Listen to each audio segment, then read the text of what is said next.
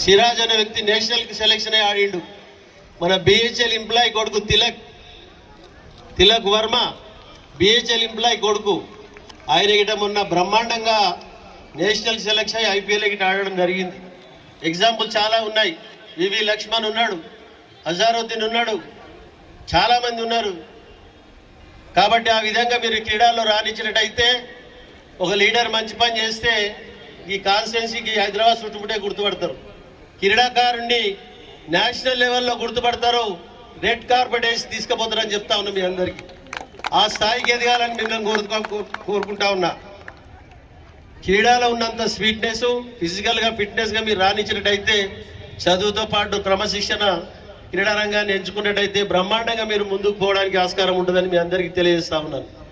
కాబట్టి ఈ సైకిళ్ళన్నీ ఈరోజు మీ స్కూల్ యజమానులు, ఎంఈఓలు, పీఈటీలు, మా జిహెచ్ఎంసీ వర్కర్సు, హెచ్ఎంస్, ఈ ఆర్గనైజ్ చేసిన వారందరికీ మరొకసారి నేను ధన్యవాదాలు చెప్తా ఉన్నా. చక్కగా కన్ఫ్యూజ్ కాకుండా, తొందరపడకుండా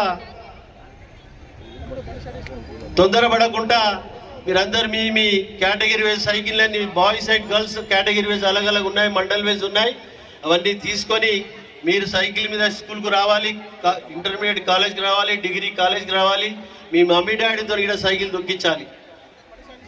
కాబట్టి ఆ విధంగా మీరందరూ ఆ విధంగా క్రమశిక్షణతో మీ సైకిళ్ళు మీరు మీ పేరెంట్స్ తీసుకొని వెళ్ళాలని చెప్పి కోరుకుంటూ, ఈ ప్రోగ్రాంలో పాల్గొన్న ప్రతి ఒక్కరికి పేరు పేరున ధన్యవాదాలు తెలియజేస్తూ రేపు